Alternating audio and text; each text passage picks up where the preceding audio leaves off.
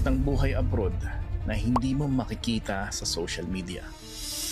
Hindi sa posts, hindi sa stories, at baka hindi mo to gustong marinig. Para sa ito. Number 1, hindi lahat ng OFW umaangat. Yung iba, surviving lang, gigising, magtatrabaho, magpapadala. Repeat. Walang ipon, walang pahinga. Just trying to get through another day. Reality number 2. Money doesn't fix everything. Yes, may dollar, may padala, pero may mga bagay na hindi nito kayang bilhin. Yung presence mo, yung oras mo, yung pagkakataon na makasama sila.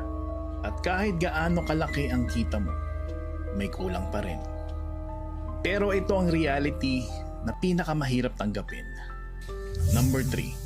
Habang inaayos mo ang buhay nila, unti-unti, merong nawawala sa'yo. Miss birthdays, holidays, mga moments na hindi na pwedeng maulit. At bawat next time na sinasabi mo, dumadami ang pagkakataon na hindi na mababalik. Hanggang isang araw, mapapansin mo na lang, lumipas na pala ang panahon. Kasi ang buhay abroad, hindi lang tungkol sa opportunity. It's about trade-offs. You gain something, you also lose something. At minsan, habang binubuo mo ang buhay ng pamilya mo, may parte ng buhay mo na hindi mo na mabubuo ulit.